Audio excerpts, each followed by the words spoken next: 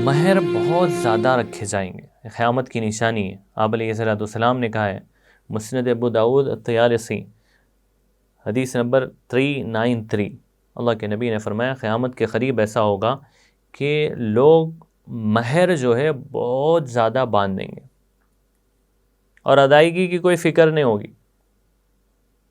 اور آج یہ چل رہا ہے کہ بھائی لوگوں میں مشہور ہونا ہے، مہر لگا دو، 2 لاکھ روپے، 4 لاکھ روپے، 5 لاکھ روپے۔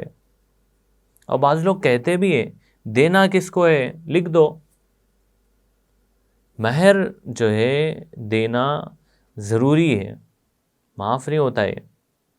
اور یہ عورتیں جن کا مہر جنہوں نے ادا نہیں کیا ہے وہ کل قیامت پہ پکڑ لیں گی۔ یہاں تو ساتھ رہتے تھے، ساتھ اٹھتے بیٹھتے، ساتھ کھاتے، ساری چیزیں، لیکن قیامت میں وہی عورتیں سوال کریں گی کہ بھئی ہمارا مہر تم نے دیا نہیں، اس لیے دیو۔ اس لیے مہر ادا کرنے کی فکر پہلے کرنا چاہیے۔ اس لیے بہت بہتر ہے مہر معجل طے کرے، مطلب یہ کہ فوری مہر دے دے، بعد میں کے اوپر نہیں رکھے اس کو کہ بعد میں دیں گے۔ اور بعد میں دیں گے میں ایسا ہوتا ہے کہ وہ بہت سال ہونے کے بعد خیال آتا۔ ابھی ایک مسئلہ ہمارے پاس آیا کہ ایک جو ہے خاتون نے اپنے شوہر سے مطالبہ کیا کہ بھئی آپ اب تک جو ہے 40 سال ہو گئے، اب تک مہر آپ نے دیا نہیں ہے، اب دے دیں۔ اب وہ 40 سال پہلے جو ہم مہر باندھا گیا تھا وہ بہت تھوڑا تھا۔ اس وقت جو مہر باندھا گیا تھا 500 روپے، جو اس زمانے میں بہت زیادہ تھے۔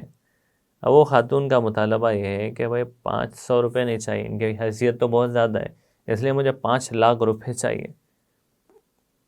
تو بہرحال یہ ایک مسئلہ ہے، مہر اس لیے فوری ادا کر دینا چاہیے۔ اور اللہ پاک نے آج کل اتنی وسعتیں دی ہے، نکاح کے اوپر اتنے خرچے ہو رہے ہیں، دعوت پر، ولیمے پر، کپڑوں پر کتنا خرچ ہو رہا ہے۔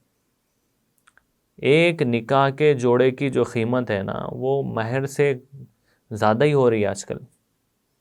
تو اس لیے اس کا خیال کرنا چاہیے۔ خاندان کے جو بڑے ہیں، ذمہ دار ہیں، ان کی ذمہ داری ہے کہ اپنے بچوں کو ترغیب دے کہ بھئی نہیں بیٹا مہر پہلے دے دو، ساری چیزیں دیکھیں گے بعد میں، ایک آدھ کھانے کی ڈش کم کر دیں لیکن مہر پہلے دیں۔ ہم ولیمے میں کھانے کی ایک ڈش کم کر دیں لیکن مہر پہلے دیں۔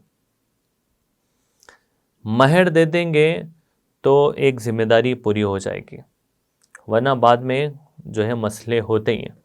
اور مہر معاف کرانے سے معاف نہیں ہوتا۔ عام طور سے کبھی ایسا ہوتا ہے کہ شوہر کا پہلے انتقال ہو گیا تو بیوی کو پکڑ کے لاتے ہیں، بیٹا مہر معاف کر دو۔ اب وہ زبردستی مہر معاف کرتے ہیں کہ میں نے مہر معاف کر دیا، لیکن یہ معاف نہیں ہوتا۔ شرعی حکم یہ ہے کہ اگر شوہر نے کوئی مال چھوڑا ہے تو اس مال میں سے پہلے مہر ادا کیا جائے گا، قرضے ادا کیے جائیں گے، مہر ادا کیا جائے گا۔ معاف نہیں ہوتا مہر، یہاں معاف کریں گے لیکن آخرت میں جا کے پکڑ لیں گے عورتیں۔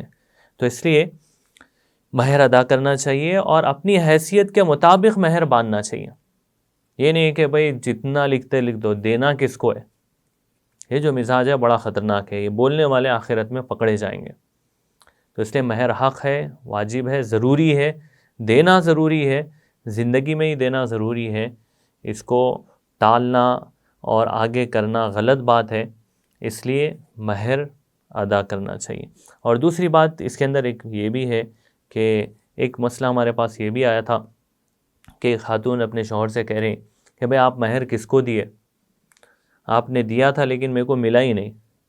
اب وہ مسئلہ 10 سال کے بعد آیا ہے، مطلب نکاح ہو کے 10 سال ہو گیا، انہوں نے مہر دے دیا تھا اور مہر کے پیسے والد نے کہیں خرچ کر دیے، بچی کے والد لیے تھے اور وہ کاموں میں خرچ ہو گئے۔ تو اب یہ شوہر کہہ رہے ہیں کہ میں نے تو مہر دے دیا، اب یہ خاتون کہہ رہی کہ مجھے ملا ہی نہیں، اس لیے پھر دو مہر۔ یہ بھی ایک مسئلہ ہے، مہر کے جو پیسے وہ لڑکی کا حق ہے، اس لیے ماں باپ کی ذمہ داری یہ ہے کہ وہ پوری امانت داری کے ساتھ لڑکی تک پہنچا دے پیسے، ہو خود استعمال نہیں کر سکتے، اس کو لڑکی تک پہنچانا ضروری ہے۔ تو یہ مہر سے متعلق یہ اہم باتیں تھیں، لیکن جو قیامت کی نشانی ہے وہ یہ ہے کہ مہر بہت زیادہ باندھے جائیں گے، تو بہت زیادہ باندھنے کے بجائے اپنی حیثیت کے مطابق باندھیں۔